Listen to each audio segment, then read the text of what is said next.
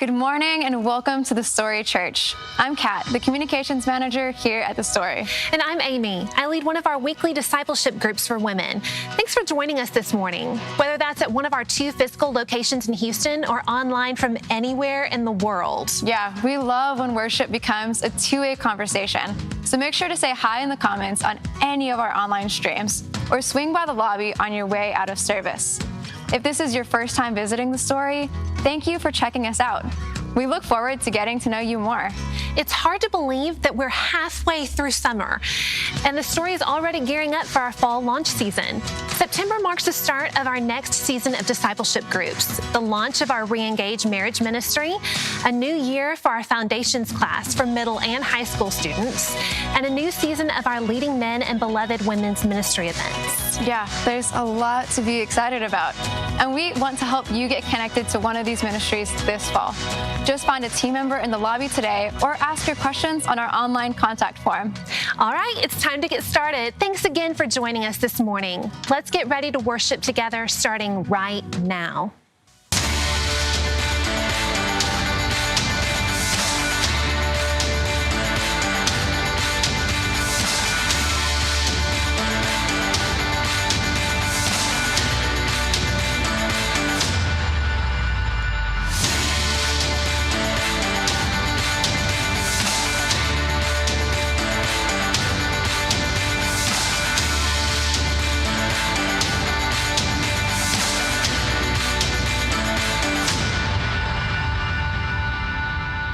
Good morning and welcome to The Story. My name is Adrian. It's so good to see each of you guys here, and I'm so glad you're able to join us online. Would you all stand as we sing?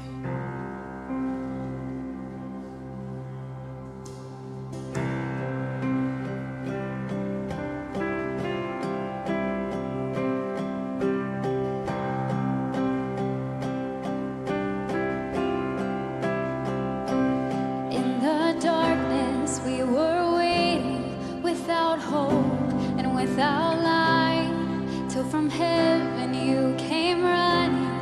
There was mercy in your eyes to fulfill the law and prophets.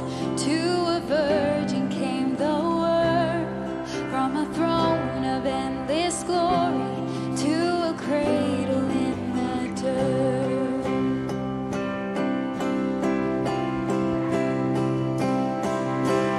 Praise the Father, praise the Son, praise the Spirit, 3 in 1. God of glory, majesty, praise forever to the King of Kings. To reveal the kingdom come and to reconcile the lost, to redeem the whole creation. You did not despise the cross, for even in your suffering you saw to the other side, knowing this was our salvation. Jesus, for our sake you died.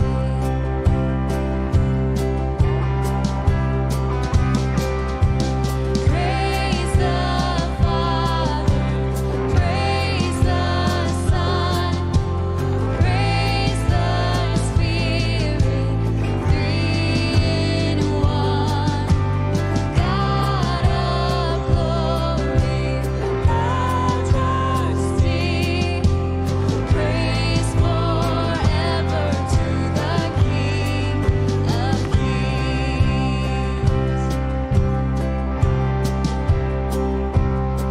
And the morning that you rose, all of heaven held its breath, till that stone was moved for good, for the Lamb had conquered death.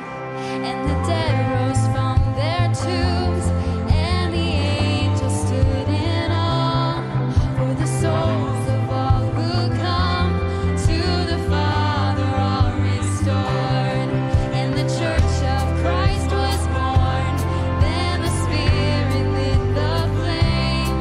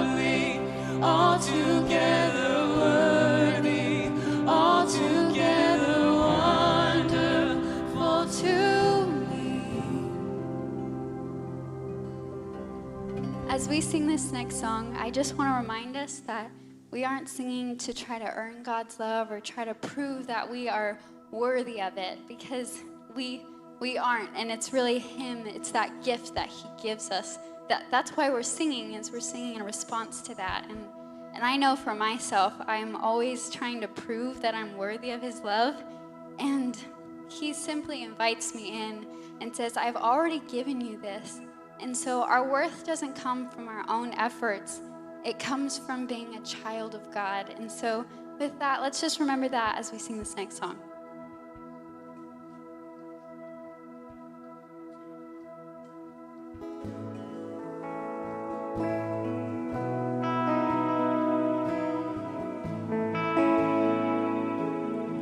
My worth is not in what I own, not in the strength of flesh and bone, but in the costly wounds of love at the cross.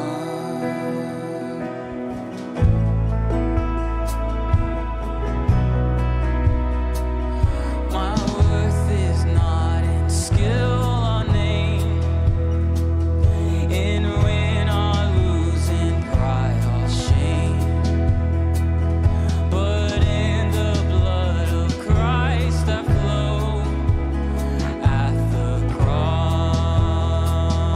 And I rejoice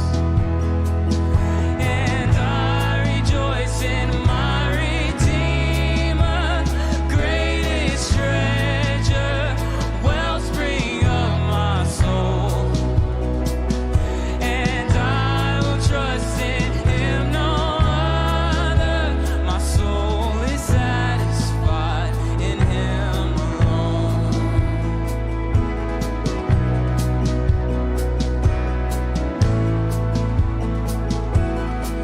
As summer flowers, we fade and die. Fame, youth, and beauty hurry by, but life eternal calls to us at the cross.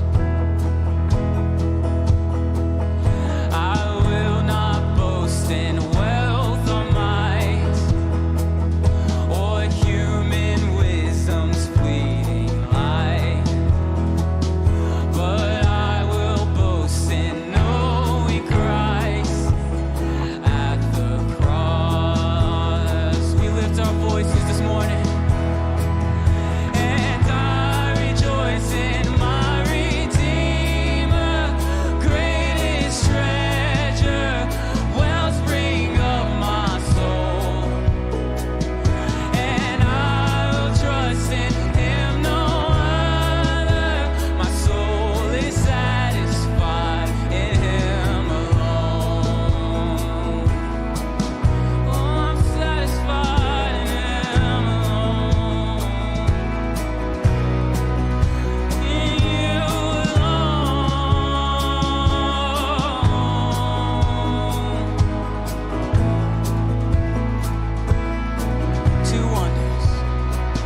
Two wonders here that I confess, my worth and my unworthiness, my value fixed, my ransom paid at the cross. I rejoice, and I rejoice in my Redeemer, greatest treasure, wellspring of my soul. And I will trust in Him, no other. My soul is satisfied in Him alone. My soul is satisfied in Him alone. God, it's only You that we trust this morning. We lay everything that we have worked so hard for to try to give ourselves value.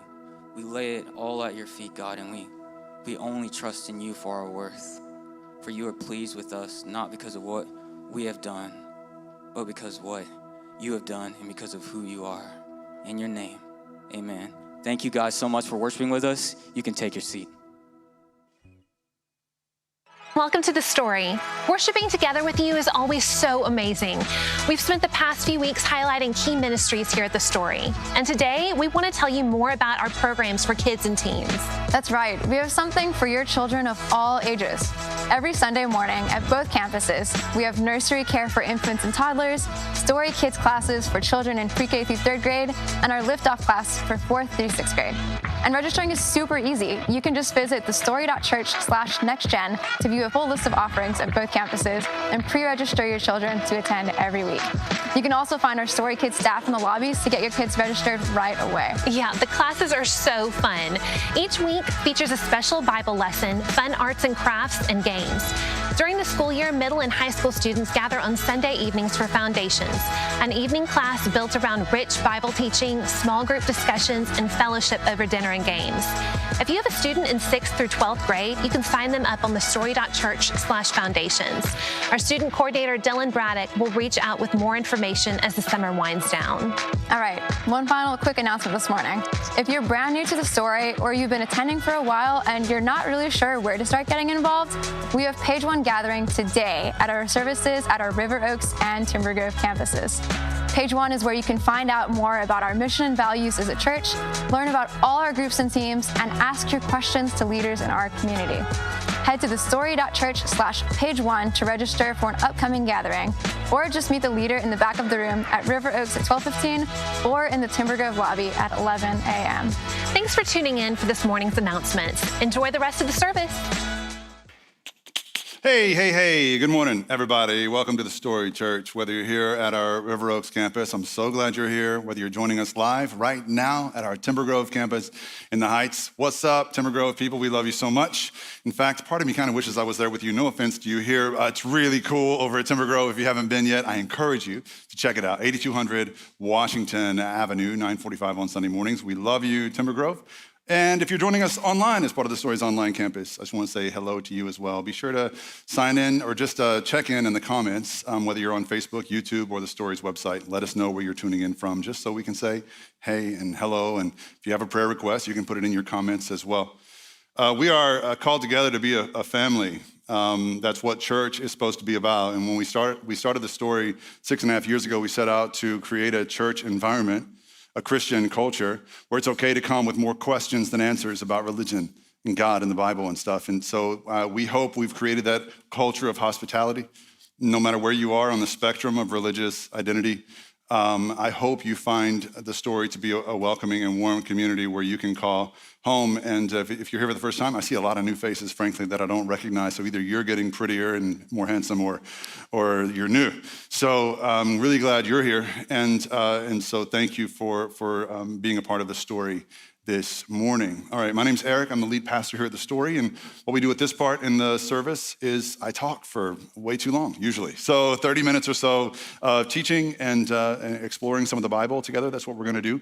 I'm talking extra fast today, have you noticed? Because I have more to say, okay? So get your fast listening ears ready, okay? So we're gonna be hopping into it. Extra caffeinated sermon this morning at The Story Church. Most of you know my own story of faith. You know that if you've been around The Story very long, you know that there was a season of my life, about 13 years, when I wasn't professing what I call biblical Christianity. I'll explain a little bit more about what that means, but even though I'm a preacher's kid and I was raised in the church, when I was in college, I renounced biblical Christianity, and I still, for most of the next season of my life, called myself a Christian, but while clenching my teeth, and usually adding some kind of qualifier like progressive or liberal or intelligent, all kinds of qualifiers that I would put in front of that word just to make sure I was distinguishing myself from the Christians people were, hearing about on the news and seeing out in the world. So the reality was I wasn't a Christian at all because the baseline requirement of Christianity is belief in this supernatural reality of God raising Jesus from the tomb, right, physically. And I didn't believe in any of the supernatural claims made by Christians and the claims Christians are supposed to believe. And so I was, I guess, what you call a godless Christian or a Christian atheist, or some kind of a paradox is what I was in that season of my life. And I know a lot of people like that now, actually. It's actually more common than you might think. I was a cultural Christian, you know? And if you asked me during that season of my life what I believed in, I would have told you that I believe in love. Cheesy, I know, but that's what I would have told you. I believe in love.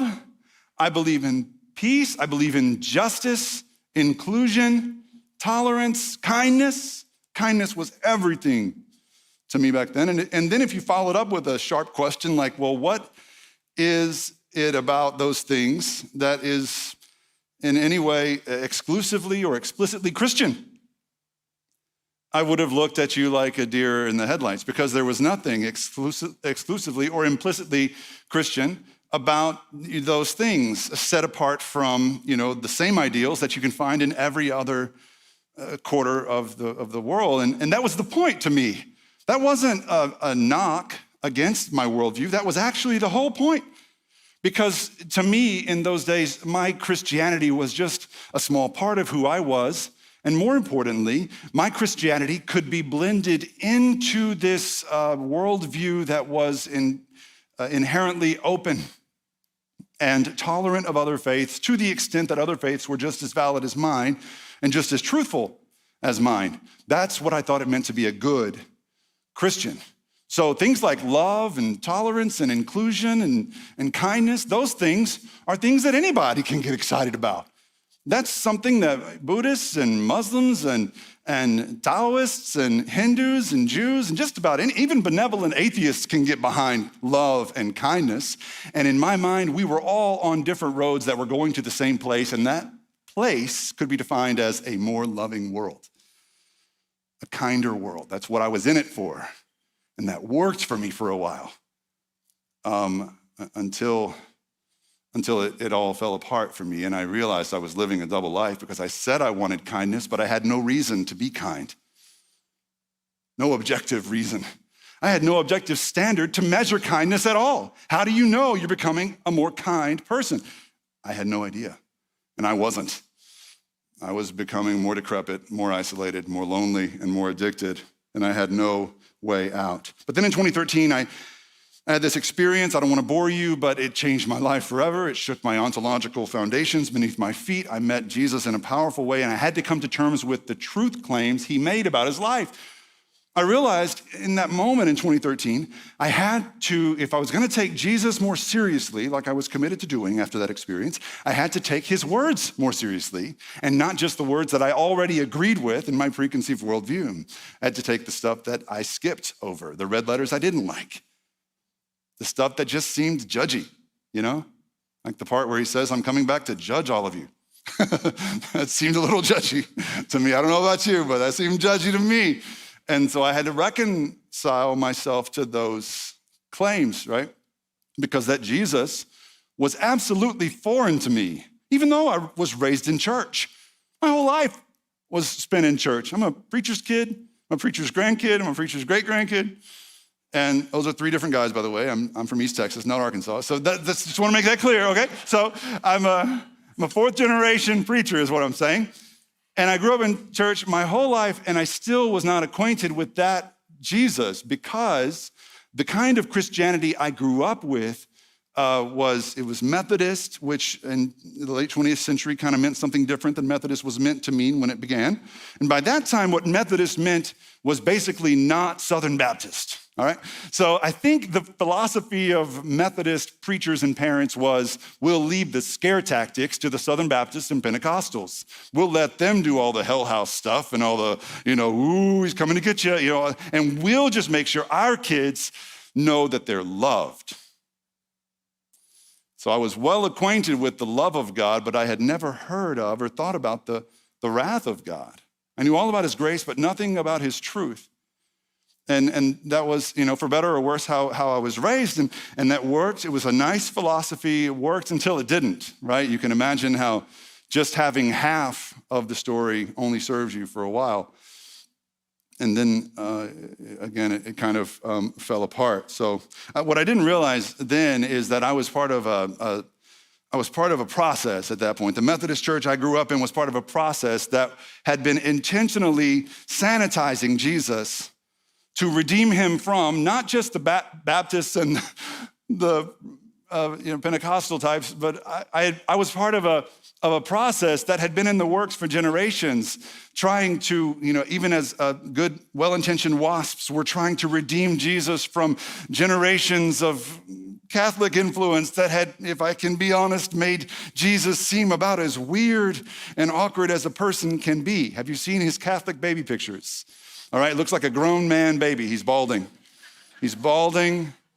It's just, he's got weird looking red hair in the other. It's just a weird Jesus that the Catholics were all about. And so I think there was an effort to make Jesus more approachable to people and a little more normal.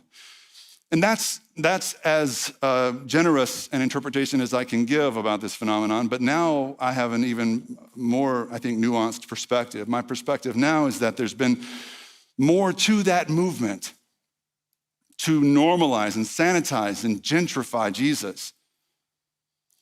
It's not just about making him more approachable to skeptics and unbelievers. There is something at work in our culture right now to try and convince Christians that we should neuter the message and mission of Jesus so that he fits more neatly in with other worldviews and other religions and other truth claims, so that there's nothing exclusive or special or different about Jesus. There's nothing better about Jesus. He's just one of many options.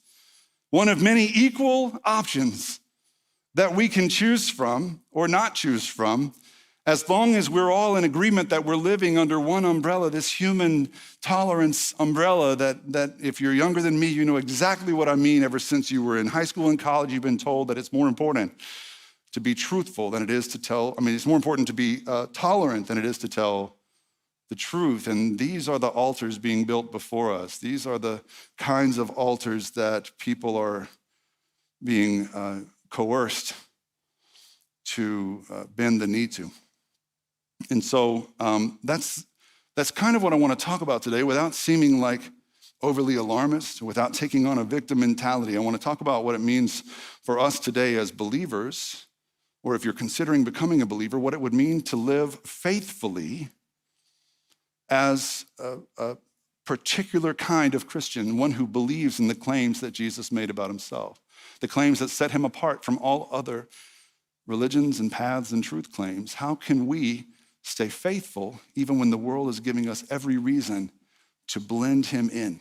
So we've talked about this kind of syncretism in past sermons in this series, but also we've talked about it a lot in our Revelation Bible study. Syncretism is this effort to bring all worldviews into one, to blend all these exclusive truth claims together so that we can all live in this illusion of false tolerance and unity.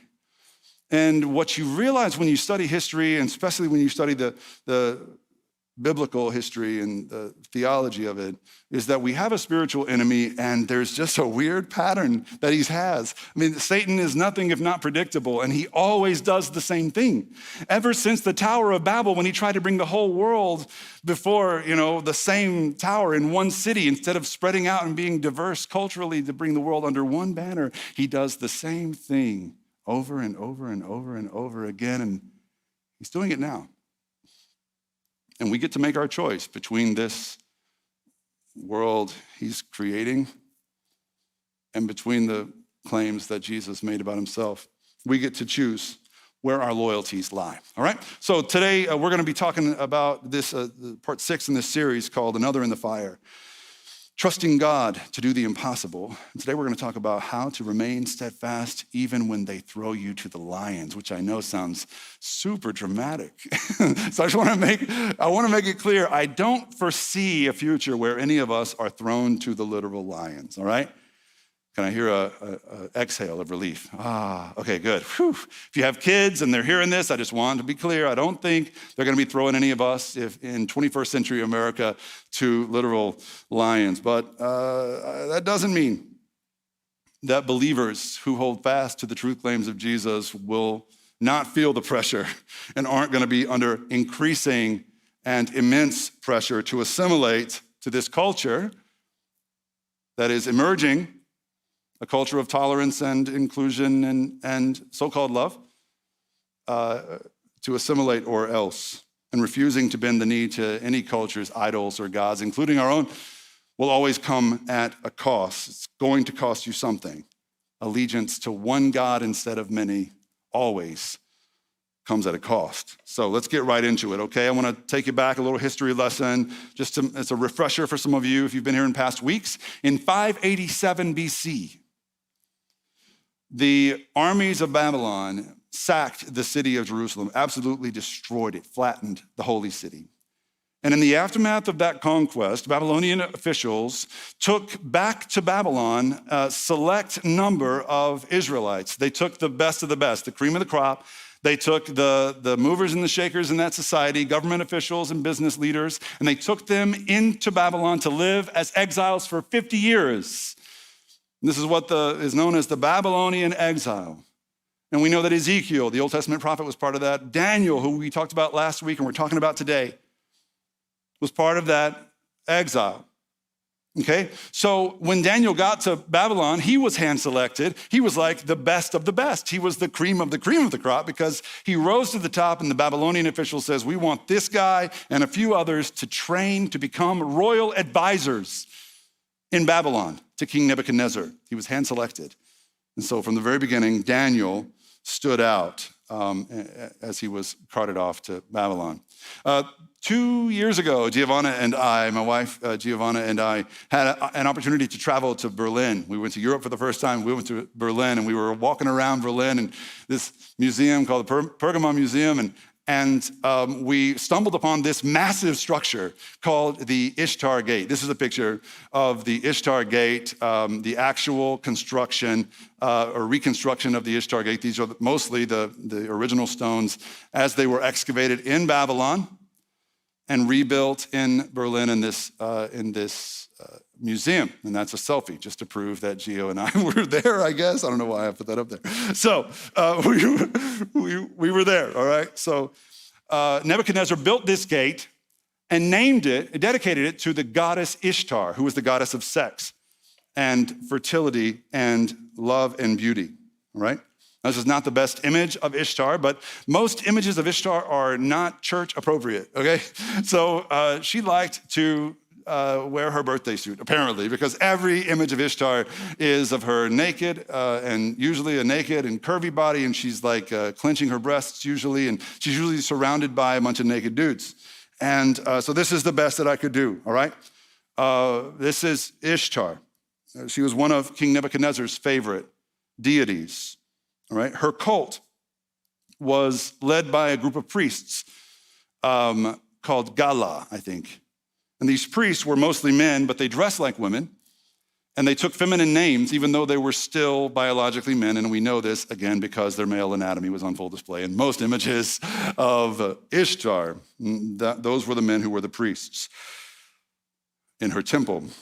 Now, something called sacred prostitution was very common to honor Ishtar. Young women and girls would serve a period of time, mandatory period of time in the temple of Ishtar, and Babylonian men would come and offer a financial gift to Ishtar, and in exchange for that financial gift, they were able to enjoy, let's call it conjugal rights with a young woman or girl right there in front of the shrine to Ishtar, right there in the temple. All right, so that is what was going on in Babylon. And the only reason I bring up this gate to Ishtar, this shrine to Ishtar, this gate, is because historians are almost certain this is the gate that Daniel physically walked through. And that's the cool part. When you're in front of this, you're like, Daniel walked through this gate, just like I am walking through this gate, as did many other figures in the Old Testament times. I can only imagine what it must have been like for Daniel to walk through this massive 5-story tall, bright blue gate with lions painted on it, and as well as other animals, but lions, especially lions, were the patron animal of the goddess Ishtar. That's why this wall is covered with lions, all right? So we learned last week about Daniel and his 3 friends, Shadrach, Meshach, and Abednego. We're going to talk a little bit more about Daniel today. Daniel was inducted into this program where he was learning to be an advisor. And that meant he was initiated into the dark arts of Babylon. He was learning Babylonian mysticism. He was learning Babylonian astrology and all kinds of other doctrines. And as we'll see in this passage, Daniel stood out from day one. He was just an exceptional person. It was his godliness, his faithfulness that really caused him to stand out. But as we're going to see with Daniel, anytime your godliness is on display because of your faithfulness to the one true God, you're going to stand out, and it might as well be a target on your back in one way or another. Okay? That's what happened to Daniel. This is from Daniel chapter 6, verses 3 to 13 and verse 16, okay? A little bit of a long passage, so get your listening ears ready. This is important. This is what it says. Now Daniel so distinguished himself among the administrators and satraps. Satraps were provincial governors in Babylon, officials, by his exceptional qualities, that the king planned to set him over the whole kingdom. At this, the administrators and satraps tried to find grounds for charges against Daniel in his conduct of government affairs. They wanted to find something wrong with him, with his actions, but they were unable to do so. They could find no corruption in him because he was trustworthy and neither corrupt nor negligent. So these men said, we will never find any basis for charges against this man Daniel unless it has something to do with the law of his God. So these administrators and satraps went as a group to the king and said, so we have a new king, Nebuchadnezzar died, we have Darius now. May King Darius live forever. The royal, blah, blah, blah, have all agreed that the king should issue an edict and enforce the decree that anyone who prays to any god or any human during the next 30 days, except to you, your majesty, shall be thrown into the lion's den. So the king was part of the pantheon of gods in Babylon. So for 30 days, it was going to be all him, all about him. Now, your majesty, issue the decree and put it in writing so that it cannot be altered in accordance with the law of Medes and Persians, which cannot be repealed. So King Darius put the decree in writing. He liked the idea of the sound of him being the one, worshipped for 30 days. That sounds pretty cool. So King Darius was all about it.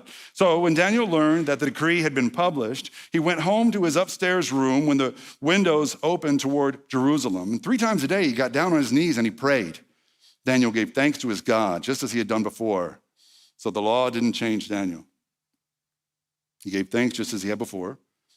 Then these men went as a group and they found Daniel praying and asking God for help. So they went to the king and asked and spoke to him about his royal decree. Didn't you publish a decree that during the next 30 days, anyone who prays to any god or human except you, your majesty, will be thrown into the lion's den? And the king answered, the decree stands in accordance with the law of the Medes and the Persians, which cannot be repealed. So they said to the king, Daniel, one of these exiles from Judah, pays no attention to you, your majesty, or to the decree you put in writing. He prays 3 times a day still. And so the king gave the order, and they brought Daniel and threw him into the lion's den. All right. Now, this, from any rational point of view, is religious persecution. Daniel is being persecuted for his religious beliefs, right? Even if you're not on board with the Bible, it's probably obvious to you. But I want to point out that if you look at this situation from the perspective of a Babylonian insider, someone who has bought into the lie that we can give up any notion of objective truth and we can just choose and pick our own gods and goddesses and idols and still all come together under this banner called Babylon that brings us together in spite of truth. If you look at the world that way, then what happened to Daniel was not about religious persecution. What happened to Daniel has to do with his refusal to become one of us. It had to do with his rejection of us. We're only being intolerant of Daniel because Daniel was intolerant first. Otherwise, we're very tolerant people. Okay? So that's what's happening here. And that's an important distinction to make because the Babylonians, were they here today, they would say, look, we weren't telling Daniel not to worship his God. We were telling Daniel to worship his God as one of us. Is it really that hard to hit pause on your relationship with Yahweh for 30 days, Daniel? Does the king not mean enough to you to just check out with your God for 30 days? He's going to be there when you get back. What's the big deal, Daniel? Daniel, you don't have to be thrown to the lions. Just Stop being so different. Stop standing out. Stop thinking your God is special or different from ours or better than ours, okay? So Daniel was disobedient to the narrative, disobedient to the cultural status quo, and that's why he paid the price. And this is a pattern that we see again and again, and we're starting to see it in our culture that's emerging now. That's why I'm preaching this message, because there's always a price to pay for such disobedience. Whenever people are allowed to, or let me first say, whenever people are compelled to come together under one banner of false identity, forsaking the concept of objectivity and truth, for the purposes of tolerance and unity, and in so doing, people are encouraged to redefine important terms like tolerance and kindness and love.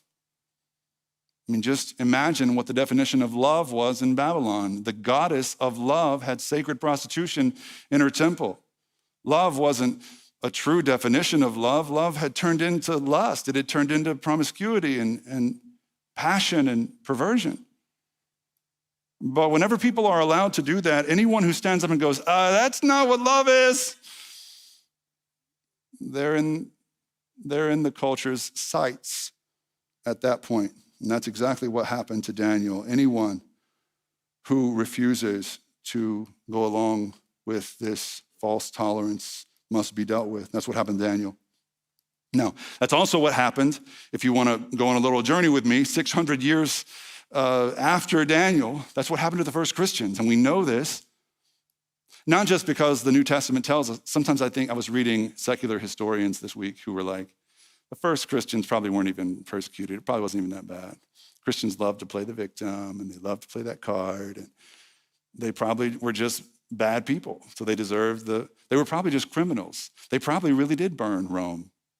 They probably just were guilty of arson. I read a lot of this on academic websites to explain away or excuse these claims of persecution against Christians. But listen, you don't even have to believe the New Testament to know that the first Christians were persecuted by Rome.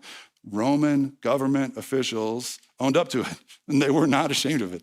They were totally cool with it, all right? And it's all out there, okay? There was a Roman historian named Tacitus who absolutely hated Christians. He called Christianity a pernicious superstition that needs to be stamped out. And Tacitus wrote this around 100. It was exactly 109 AD. Very, very early source here, outside of the Bible. And this is what he said about the first generation of Christians.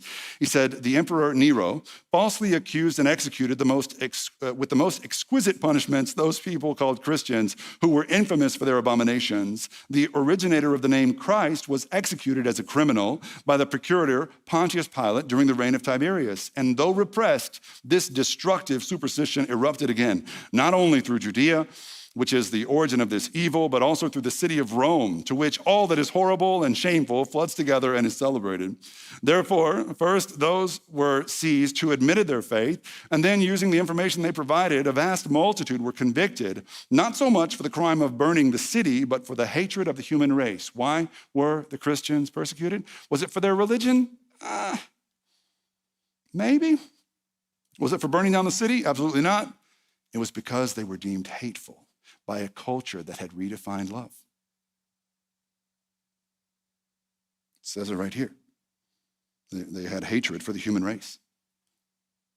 After perishing, they were additionally made into sports. They were killed by dogs by having the hides of beasts attached to them, or they were nailed to crosses or set aflame. And when the daylight passed away, they were used as nighttime lamps. Nero gave his own gardens for this spectacle and performed a circus game in the habit of a charioteer mixing with the plebs or driving about the racecourse, even though they were clearly guilty and merited being made the most recent example of the consequences of crime. People began to pity these sufferers. So in the next part of this book, Tacitus goes on to describe the rise of Christianity as a result of people pitying these Christians who refused to renounce their faith. What you have to understand about Roman persecution is that were a Roman official here today, they would say it wasn't about Christian religious beliefs. They would say we gave the Christians every opportunity to avoid being fed to the lions, to avoid being beheaded and martyred. We gave them every opportunity. All they had to do, in fact, we have evidence that various emperors gave edicts to their governors saying, don't execute Christians without first giving them the opportunity to make one sacrifice to one of our gods. That's all it takes. You don't have to renounce faith in your God. Just make one sacrifice to one of our gods and we're good. There's amnesty, there's grace there, only if you take this deal. And we know that many early Christians in the Roman Empire took the deal. A lot of the early Christian writings talked about the brand of Christians who took the deal and then came back to the church after taking the deal, and they had to work out those issues because the ones that didn't take the deal were like, what's up, man? The ones that had were like, we're sorry. But once you took the deal, we know this too, you were given a certificate saying you took the deal. And so when they came around and did their, SWAT team raids on the churches and Christian homes, you had your certificate. Don't kill me today. I took the deal. And if you didn't, you were vulnerable. So there were practical reasons to take the deal, so to speak, and many did. In fact, it's understandable, but most did not, which is unfathomable. I think about the things that I allow to stand between me and a fervent faith in Jesus. It looks a lot less like a guillotine and a Colosseum packed with bloodthirsty Romans. It looks a lot more like pajamas and laziness and video games and lust and all kinds of other things, petty little things that I allow to stand between me and a full and vibrant, trusting faith in God. So the testimony of the first Christians who stood true and held fast, even in the face of unimaginable pressure to comply. It's truly a miracle. It is a testimony to me. I was going to share a story of one Christian named Perpetua. I'm a little short on time. Just go home and Google Perpetua, all right? And learn about this early Christian woman and a wealthy Roman citizen woman who stood strong. Her name, again, Perpetua. And she lived around 200 AD. Incredible faith in God that mirrored Daniel's faith in God, even as Daniel was thrown into the lion's den. Just like Perpetua and the other Christians refused to compromise their faith in order to blend into the culture around them, Daniel refused to compromise his as well. And as King Darius sealed the door, essentially sealing Daniel's fate, nothing changed within Daniel because Daniel knew this God of his. And Daniel knew that this God wasn't just kind and loving and nice. This God was strong and powerful and mighty. This God was capable of closing even the mouths of lions if he wanted to. And he did. That's exactly what happened. Daniel emerged from the lion's den unscathed the next day because this God showed up and shut up those lions' mouths. A miracle, wonderful, amazing, great. But what you have to understand is even if God had chosen not in his sovereignty, not to show up and close those lions' mouths that night, nothing about Daniel's faith would have changed because Daniel's faith in God was not conditional upon his appraisal of God's behavior. Daniel's faith in God was predicated on God's identity and his faithfulness and his truth. And nothing circumstantial was going to change that for Daniel because Daniel understood that there's more going on with this life and this existence than just the few decades, the whisper in the wind, the blink of an eye that we have on this earth with these bodies. There's something more we're living for. And even if things get hard or painful or difficult in this life, there's something more, better, higher, and longer to live for. Daniel knew that, and that's why he stood strong. Now, I know a lot of Christians and Christians who used to be like me, right? Christians who had this idea of Jesus that's just partial. The Jesus who agrees with you on everything. You know, if your Jesus if he has the same ideas you have, And you've really got to ask yourself if you're following Jesus or just remaking him in your image.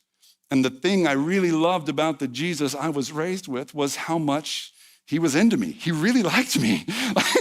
He never found anything wrong with me. That's what I liked most about him. And sometimes when you're living that brand of Christianity, it's easy to look at Christians who say, persecution, persecution, and just roll your eyes and say, maybe you don't play the victim card. Maybe Christians shouldn't act like they're cutting off all our heads anymore. And on the one hand, I get that. They're not. Hallelujah. Praise God. God bless America. They're not cutting off our heads anymore. It's awesome. However, I will also say, with all the love in my heart, that if you claim to be following Jesus, if you claim to be a Christian, the full and vibrant faith in Christ, and the world around you, this fallen, broken, sick, and sinful world, never finds anything disagreeable about you, never finds anything wrong with you or about your worldview as they know it, as they see it every day, and maybe you need to ask yourself, is this really a full and vibrant faith in Jesus that I have, or am I just going along with syncretism? Am I just taking Jesus into this blended together, false tolerant worldview that I've been pressured into? Because true Christian faith, to truly follow Jesus, it always means you standing apart, you standing out, you looking a little different, talking a little different, acting, drinking, having sex a little different than maybe the world around you would. It always means a distinct existence that the world's not always going to find that agreeable. That's always what it's meant. That's what it meant for Jesus. That's what it meant for Daniel, Perpetua, and for us. Now, you may not be faced with any kind of guillotine or any kind of awful persecution like Christians have in the past. But there will come a time where if you're authentically and fully following Jesus, you will have to choose between being accepted and being faithful, between keeping all your friends happy and being faithful, between doing what's easy and doing what's right. Because the world we're living in is redefining terms every day. And God has given us the freedom, the agency to choose to go along with those redefinitions and accept them or to live differently. Now, Daniel gives us, I think, a model of what this looks like, because the one thing that concerns me about this message is you're going to hear me giving you a license to go out into the world and be some kind of a holier-than-thou Christian jerk who has all the answers. Everybody's wrong but you. Somebody once asked St. Augustine, or Augustine, however you say it, what the three most important Christian qualities are. And he said, humility, humility, and humility. Christians, the way of Christ is always the way of humility. So when we look at Daniel as an example, we see, I think, a pathway that will help us to toe the line sometimes. There's such a thin line between Christian and crazy. I think we need to know where that line is so that we're fighting the right battles instead of all the wrong ones. So when we look at Daniel, the first thing that I notice about Daniel is that he is faithful and devoted even behind closed doors. Daniel's not putting on a show for anyone. He doesn't care who's watching. In fact, he'd rather no one watch him be faithful to God. That's why he went up to his room and prayed in secret. The people that had a problem with Daniel didn't have any reason to arrest him in public. He wasn't praying with his hands raised like a Pharisee in front of everybody. He did it in his room. They had to go find him there. So what does it look like for us to be devoted behind closed doors, not just when people are watching, but only when it's us and God? Who are you when no one's watching but God? The second thing we see from Daniel is that he was blameless in the eyes, not only of God, but blameless in the eyes of his neighbors. You remember in that passage we read about 75 minutes ago, that where Daniel, they couldn't find anything wrong with him? This is my growing edge right here. This is my weakness. I've given too many people too much ammunition to assassinate my character. through my temper or my choice of words or my need to win the argument or whatever we do as Christians, online or in person or whatever. Daniel didn't give anyone any of that ammunition. If they were going to assassinate his character, they were going to have to make it up as they went along. So the New Testament, Paul is always writing to Christians saying, be blameless. And that is to say that in your dealings with people, there's no room for sanctimonious, holier than thouism. It's real love that we're trying to show the world. Real kindness, not this bastardized version that they've redefined. Real love, real kindness. When we do that, we create a better testimony for ourselves. Third and finally, we see Daniel in his time claiming victory even in defeat. There was nothing more defeating, I would imagine, being hurled into a den of hungry lions. But even then, Daniel walked with a posture of someone who was victorious. Not because of his own merits, not because he deserved to win, because he knew that God, in his day or in the day to come, God would be victorious. So even when the world is beating you down, even when you feel like nothing's going right, when you feel like all hope is lost, how do you walk with your head held high as someone claiming victory? Because today, tomorrow, or the next, God will have his victory so we can live victoriously.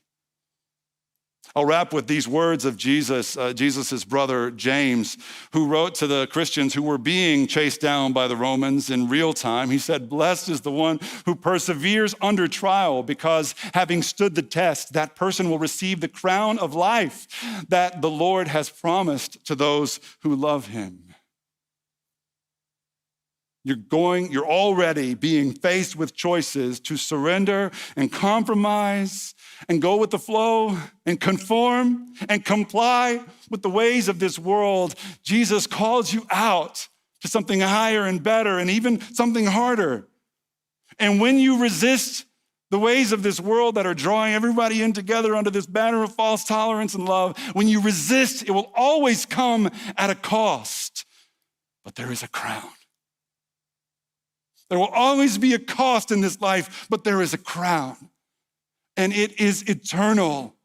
And it is worth far more than any price you may have to pay for your noncompliance to the ways of this world. With all the love in your heart, all the love of Jesus Christ, resist anything in this world that's not holy, that's not godly, that's not true.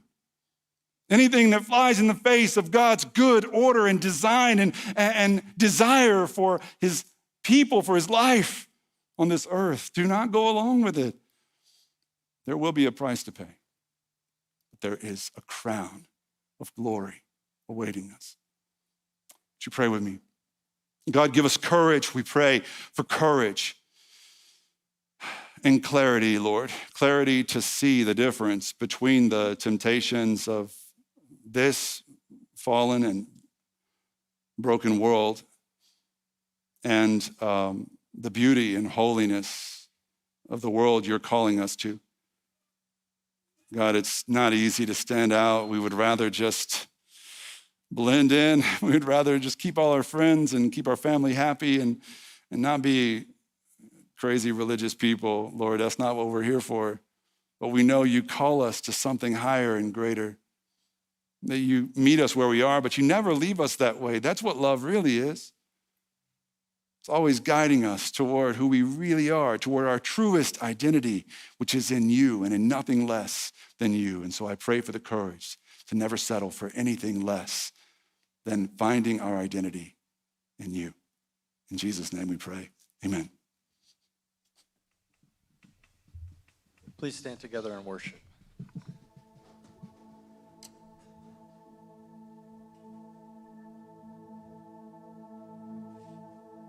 Old things have passed away. Your love has stayed the same. Your constant grace remains the cornerstone.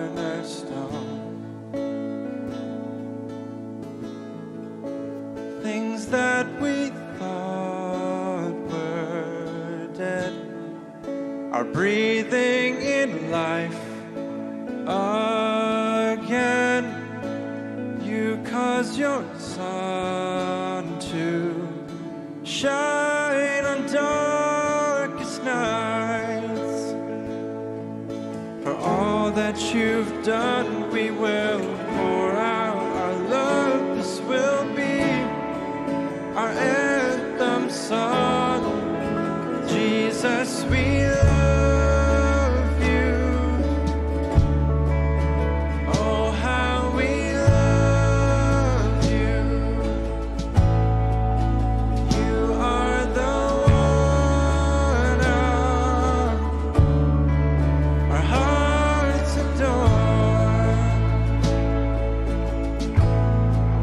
The hopeless have found their hope. The orphans now have a home. All that was lost has found its place in you. You lift our weary head. You make us strong instead. You took these rags and you made us beautiful. For all that you've done, we will pour out our love. This will be our anthem song. Jesus, we love you. Oh, how we love you. You are the one our hearts adore. Oh, Jesus, we love you. Oh, how we love you. You are the one our hearts adore. Our hearts adore. Our hearts adore. Our hearts adore.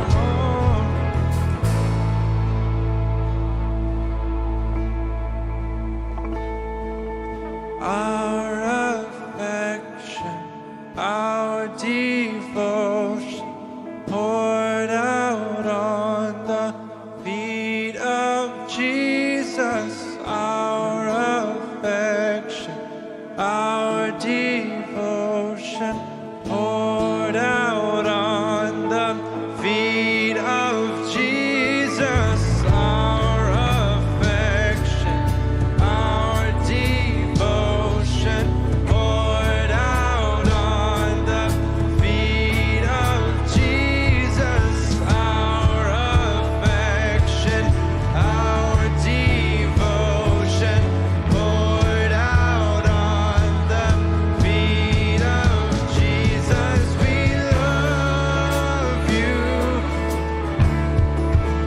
Oh, how we love you.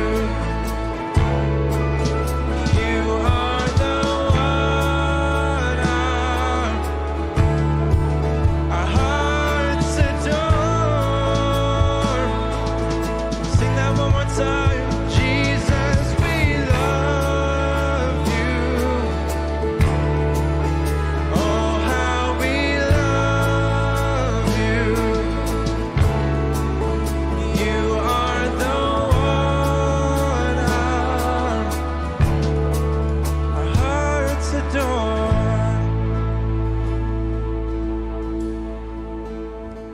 Thank you so much for joining us for worship today. I hope that you found the songs, the message, and the prayers to be uplifting and life-giving. But Sunday is just the beginning of our journey together. No matter where you find yourself in Houston or in other parts of the country, there are so many other ways in which you can connect through small groups or outreach opportunities. I hope you'll visit the Story.Church to find ways to connect this week. Have a wonderful week, and we hope to see you again next Sunday.